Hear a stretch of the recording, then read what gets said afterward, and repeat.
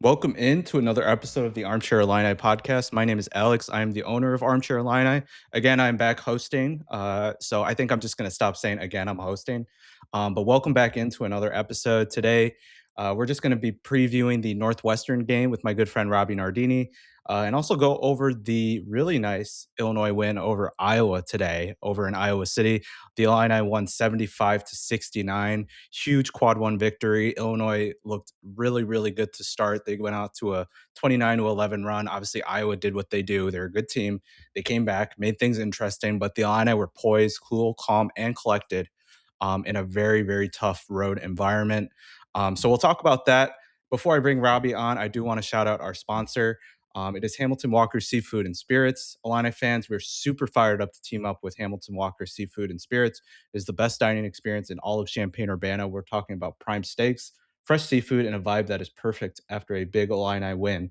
Here's the game changer. Every single week, we're going to be giving away a $50 gift card to Hamilton Walkers on our social media page. The next one will probably be before the next home game, which is next Saturday versus Minnesota. So look out for that in the middle of this week. Just be sure to follow us on Armchair Illini on all of our social media platforms, including our Substack newsletter led by our guest that is coming on shortly, and Hamilton Walkers on Facebook, Instagram, and Twitter to get in on the action. And be sure to subscribe to our YouTube channel as well. It helps us out a great deal. So let me just add Robbie to the scene. Robbie, how's it going, my man? And what did you think about Illinois' win today over the Iowa Hawkeyes? It's going well, going really well. It's a great day to be an Illini after that good win against Iowa. And yeah, I'm happy we're doing another preview here. I think the last one went pretty well. So hopefully we can continue to do this. But like I said, great day to be an Illini, beat the rival Iowa in Carver-Hawkeye Arena. 10-1 against them since March 8th of 2020. So everything went well. I know it got a little nerve-wracking towards the end, and they almost cut it to 2. I think they cut it to 4 at the end of the game, which definitely had me bite my nails. But never really thought that we were going to lose the game, which I'm happy about. Yeah, I think one thing that really stood out was that they kept their composure the entire time. Obviously, that one part where Keaton Waller got the hook and hold, we've seen that a gazillion times, especially in fans that are our age range, where things kind of go sideways after a call like that. But this team just continues to stay poised. It was very similar to, I know you and Austin were talking on the live post game, where the flagrant on Kylan Boswell in that home win over Texas Tech could have went sideways, but Illinois stayed strong. Surprisingly, or not surprisingly at this point, they're kind of kept it together by their freshman, Keaton Wagler, who calmly hit some free throws, and also hit a big three, kind of to keep Illini's lead at a stable spot. But besides the start, Robbie, what stood out to you about the way Illinois attacked this 11 a.m. game? You mentioned it, just keeping their poise, keeping their composure in a road environment. You could hear the crowd in the broadcast, and obviously I've been there before. It definitely gets loud in that building, a sea of yellow, and they just kept their poise, never really got rattled. I think Keaton really leads that charge. He never gets rattled, is always playing in a cool and calm type of manner. And we did really come up, or come to play in an 11 a.m. game. I know I said on the last podcast we lost our last 8 games before noon. That is before Central Time, though, realizing that the UConn game was at 12:30 Eastern, I believe. So I got told that by someone. But yeah, everything went well. Had a great start to the game, and the defense could have locked in a little bit more, and the turnovers were an issue towards the second half, like we talked about in the Rutgers game too. But everything went to plan. Yeah, I agree. And it's a really, really big win for us right now. Obviously, the net rankings are going to change tomorrow. But Illinois moves to 4-3 in quadrant one or games right now. They're 6-3, at least in the first 2 quadrants, based off of my notes here. Iowa is a quad one victory for Illinois, so that goes really big for Illinois and their seeding in terms of March, because that's starting to creep up. Illinois stays in the top 10 of KenPom. Off the top of my head, I don't know where they're at right now, but I know they're in the top 10. They're one of the top 4 offenses in the country, and then defensively, they're top 25 as well. So they're looking really good from an analytic point of view, and their resume continues to really improve. And they got a big quadrant one game coming up again, actually. And again, this is subject to change because the net rankings are sure to change. But right now, heading into Wednesday, they're going to another quad one game on the road versus Northwestern. Now, Northwestern did drop their game today versus Rutgers, 77-75 at Jersey Mike's Arena. So their net ranking is going to drop. That was a quad 3 loss for the Wildcats. But heading into Wednesday, Northwestern's not great. Let's start off with that. But what do you think about the Wildcats, and what do you think Illinois will be focusing on another kind of short prep? Yeah, I think after this game, I think Northwestern was like right on the cut line at 75. And after losing to Rutgers, even though it was on the road, I think they'll fall to quad 2. But like you said, it changes every day. It doesn't really matter what quad it is until Selection Sunday. So hopefully, after we beat them twice this year, they'll start winning some games and they'll be top 75 to give us another quad one win. But yeah, Northwestern isn't a great team. And they're kind of been disappointing in my eyes this season. They're really well coached by Chris Collins. And over the past couple of years, they've beat us in their building, and they've made the NCAA tournament and won a game last year, or one of the years, I believe, with Boo Booey. So yeah, just not as good this year, unfortunately. They got Nick Martinelli, who's a really good player, but they've lost their last 3 games: Rutgers, Michigan State, Minnesota. They lost to Butler, Ohio State, Wisconsin. I mean, the losses are definitely piling up for them. They got 8 total. They're just 8-8 on the season, so not the best season for them. Yeah, to recap Northwestern's resume right now, like you said, 8-8 on the season so far. They got losses to Rutgers, Minnesota, and Michigan State. Their best wins right now, as it stands, are over DePaul and South Carolina. They're still in the top 75 of the net rankings and on KenPom, which shows that they're at least competitive in these games. Not like some of the other teams in the Big Ten, like Penn State, Rutgers, but like you said, they got Nick Martinelli, and then they got a whole bunch of other players. Aronson Page is a big guy that's actually really good. He's averaging about 14 points a game for them, and he's actually a very good young prospect. But it seems like it's a poor man's Iowa heading into Wednesday, where they got one guy that really stirs the drink, if you will. Bennett Sturts was that person for Iowa. Nick Martinelli's the guy for Northwestern. He's averaging about 23 points a game, 6 rebounds. So do you agree with that assessment, where I would say Northwestern plays a similar style to Iowa? They're kind of a poor man's Iowa at this point. Yeah, they do play a slow pace, similar to Iowa, not as slow as Iowa, but they will try to slow the game down as usual. They have one really good player, then a couple, good role players, and the rest, of course. So in terms of that, definitely similar to Iowa. I think we'll focus our defense on Nick Martinelli like we did to Bennett Sturts on Iowa. Kylan Boswell did an amazing job on him, really turned the water off. He went 5 for 17 from the field. And Nick Martinelli is obviously a different player. He's really good. Like you said, 23 points per game. He's really improved his 3-point shot this year. That was a focus for him, I believe, coming into the season. He's shooting 51% from 3. So you can't just leave him anymore, unfortunately, for us. And he's a good lefty. He's going to try to get in the lane, use his mid range, really just a physical, do it all player. So it'll be interesting how we really approach guarding him. If he's in the post, I'd like to double the post and just throw as many guys at him. But I think he'll be the focus defensively for sure. Yeah, definitely. I think Nick Martinelli is who they're going to focus on. I'm curious who they're going to put on Martinelli to guard first. Obviously, Kylan Boswell usually gets the team's best player, no matter regardless of size. But I think you can start with Andrei Stojakovic versus David Mirkovic if you want to put some size. Mhm. And then Boswell, I think, could defend him possibly, just given how versatile Bam has been on the defensive end. Like you said, he's really improved the 3-point shot. I think he's shooting over 50%. And he rebounds at a very high clip. So different player than Bennett Sturts, but he's definitely a main focus. Today versus Rutgers, Martinelli and Page, the two guys that I were talking about, were the only 2 players in double figures. The highest outside of that, 9 points from a freshman named Jake West. So I really think that Illinois should go into this game expecting a win, but they still need to, come with the same intensity that they did today, because I think that was really good. They got off to a 29-11 start, and Iowa was just fighting from behind the entire time. And once it got tough on a road environment, you had a little bit of buffer to kind of carry you over. Going back to your days as a student manager, how big are those quick starts during road games? Because road games in the Big Ten, no matter where you play, it's going to be tough. But how big are those early starts and creating a cushion for you early?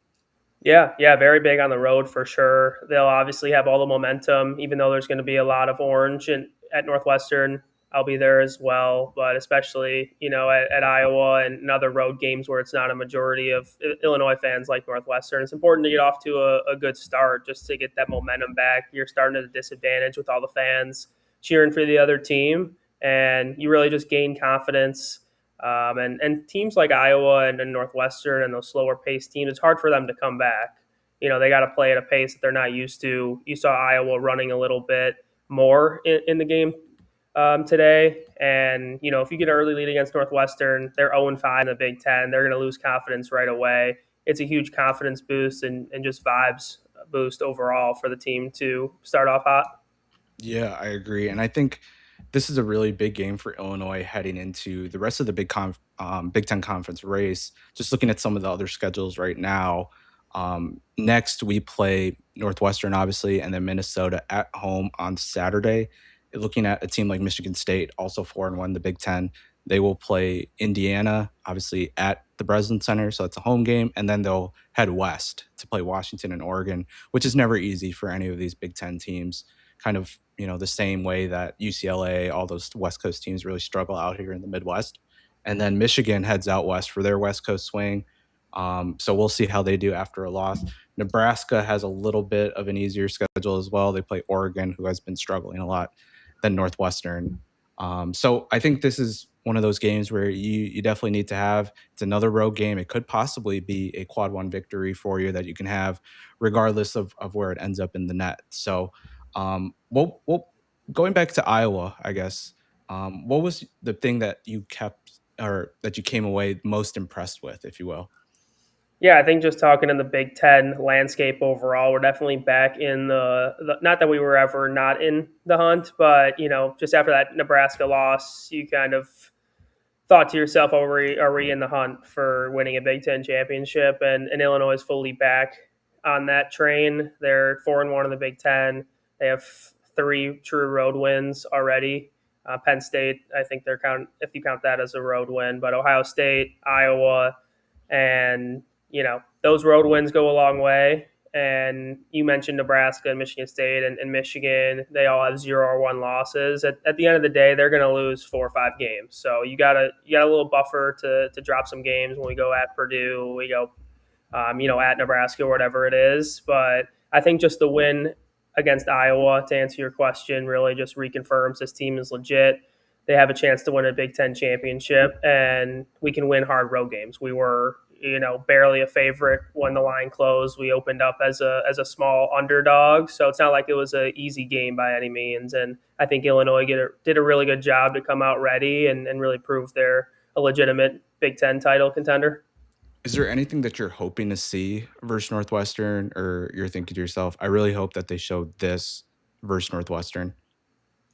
I think just taking care of the ball. I think we do that a lot, and I mentioned on the last preview I wasn't too worried about us taking care of the ball. I'm not sure how many turnovers we had in the game, but I just felt like in the second half we had a lot of live ball turnovers, and I think Brad Underwood said that in the post game interview too, that he'd rather have the ball kicked into the stands than just a live ball turnover. You're just giving up buckets at the Division I level. I mean, you might as well just step out of bounds instead of giving in the ball and an easy layup. So I'd like to just see them take care of the ball.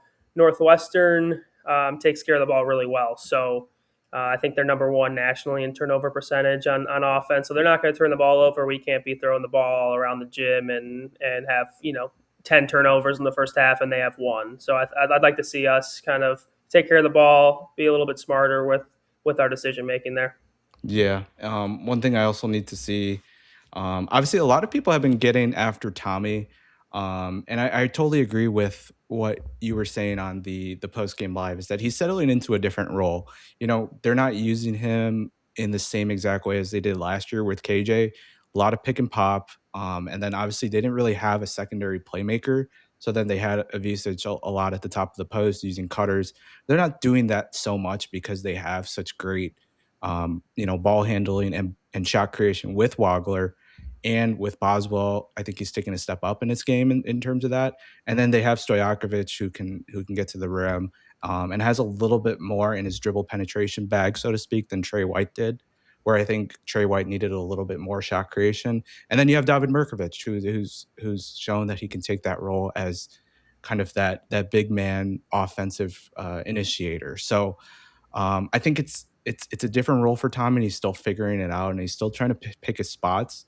There's some parts where it's, hey, you got to rebound better. You got to have more than 2 rebounds in a game. You can't have 3 turnovers total. I think rebounding and turnovers have been, a spot where I want to say, hey, Tommy needs to get better in this regard. But I think that I'm not as worried as people are. They're kind of sounding alarm bells over on social media, and I don't think that's necessarily fair to him. Yeah, I agree with you. Is he as good as he was last year? No. I mean, I was a big Tommy's going to be an all Big Ten type player in preseason. So obviously that's not working out. And my take is definitely wrong there. But you mentioned it already. David's taken some of his playmaking away from him. His brother is playing more minutes and really good minutes too. So sometimes you got to roll with Z. That's the beauty of having both the twins. If you need a shot blocker, more defensive identity out there, you can play Z. If you need, Tommy in there to post up and do what he does, you can definitely roll with him too. Kind of depends the different styles of play. But the turnovers, I think, has been an issue, especially going into this Northwestern game. I was looking at Evan Mia, and these numbers weren't fully updated with the Rutgers game, so I did it a little manually. So if I have a number wrong, you can blame Alex. But um, not that Northwestern forces a bunch of turnovers, but I think they're 2-6 this year when their opponents have less than 12 turnovers. So, thinking even if Illinois has 10 turnovers, they should win this game. And back to the rebounding too. Tommy needs to maybe rebound a little bit better too. Northwestern's a terrible defensive rebounding team, number 292 in defensive rebounding percentage. So, I mean, we're one of the best offensive rebounding teams in the entire country. And Tommy can add to that, hopefully, come Wednesday, and that should translate into win. Yeah, definitely. Before we get into our predictions, I do want to shout out our final sponsor. It is the Campus Inc.'s NIL store. We're super proud to pump or team up with the Campus Inc. NIL store. Get officially licensed gear from your favorite Illini stars, including Kylan Boswell, the Avicic brothers, even Brad Underwood merch, if you will. They got a really nice Avicic twins, stepbrothers line of merch that's going up there right now. If you do want to grab it, be sure to use our code Armchair Illini in all caps for 15% off of your order. So check them out, the NIL store. Really appreciate partnering with them. And while you're here, be sure to hit that like and subscribe button. We got a whole bunch of content coming up for you this week as Big Ten play is starting to become a lot more frequent. We got another game coming on Saturday versus Minnesota. So definitely be subscribed to Armchair Illini as we got some great things coming out of your way. Robbie, let's go into our predictions. I think Illinois wins this game. I think that's a pretty safe bet, but I think Illinois wins this comfortably in the same way that Illinois was dominating Iowa athletically and in terms of their versatility. I think the same page will come out. I'm curious to see how Nick Martinelli does because there's going to be a lot of eyes on him. We're definitely going to be crashing, in on him like we did with Bennett Sturts. Today we gave Alvaro Forgueres, I hope I said that name right. We gave him a lot of open threes just because we were sending 2 to the ball with Bennett Sturts. So I'm curious to see, who we let kind of shoot those shots because Forgueres was a good shooter. He's shooting over 40%, but we gave him that shot because we were so focused in on Bennett Sturts, and Bennett Sturts ends up shooting 5 of 17. So I'm really curious to see how we defend Nick Martinelli and if we have that same intensity. It's really tough to do that 2 games in a row. And I don't think we've done that where, we've really come out with that kind of punch. And when this team starts off good, this team has a very, very good chance to win. That sounds very obvious, but you saw in the UConn game, they got behind. You saw in the Nebraska game, they got behind and, they lost those games. So I think Illinois wins handily and they move to 5-1 in the Big Ten. What are your thoughts? Give me a score prediction before I get into it. Okay. I see you're stalling here. So let's go. I got mine ready. I think I'm trying to think because Illinois scored a lot on a team like Rutgers. They scored a lot versus Yeah. Ohio State. So I'm trying KenPom to think. KenPom has it 81-72 Illinois, if that helps you out at all. Okay. Yeah, and I feel like with these score predictions, I'm just kind of picking at straws and just picking random numbers here. There's no rhyme Yeah, or reason for it. that's what it's all about. But I will go 83-70. Illinois wins by double digits. Okay, that's crazy because that's the exact score that I was going to say. And I just want to say I said Illinois was going to score 75 points. You can pull the clip up against Iowa. I said 75-73. It ended up being 75-69, so not too far off. But obviously, just kind of picking around this KenPom prediction, I think Illinois might score a little bit more than they project. I'll go 85-71. Illinois wins, so that's a 14-point win there inside Northwestern's home gym. I think I've been there the past 3 years and we lost, so I'm really hoping this prediction comes true. Yeah, Robbie will be at the game, so make sure you guys say what up to him. Northwestern's arena is actually pretty nice, at least in my opinion. Welsh Ryan is nice. It's just one, the parking sucks, and two, it's really annoying to get around Evanston because they have a ridiculous parking rule. So if you guys are going, listeners, if you're going, be careful. I think I paid $20 for parking last time I went. It was kind of annoying. So Yeah, the hopefully, traffic's bad for sure. yeah. So enjoy the game, Robbie. And you've been pretty on point with your score predictions. I think you predicted Texas Tech as well. Yeah. I kind of look at the different analytical sites and kind of go off that and see if think if we're going to score more or give up more, whatever it is. So hopefully I'm on point here. Welsh Ryan is pretty good arena, I will say. I used to go to the games as a kid when it was just like regular bleacher seats, so they've Oh definitely yeah. improved some stuff. It kind of feels like a big high school gym, but yeah, definitely show up early. There's going to be traffic. Try Buff Joe's in Evanston for wings. Those are the best wings in town. But definitely show up to the arena early, and I'm going to be starting a lot of ILL chants, so be aware. Yeah, get ready for it. And be sure to check out Robbie's newsletter that's heading to our Substack. The link is in our description. And while you're here, shoot us a subscription to our YouTube page because we're almost at 600 subs. We've been working really hard. And this helps us out a lot once you guys subscribe. So much appreciated for those who already have. But if you're new here, be sure to hit that subscribe button. We will be back at some point this week to have some football content, I believe. Austin and Kirkland are working on some episodes for that. And then myself and Robbie will be back at some point to preview the Minnesota game. So, Illini fans, it's a good time to be an Illini, good time to be a Bears fan as well. For those of you that are going to Northwestern, be nice and loud and enjoy the game. And we will see you guys soon. ILL.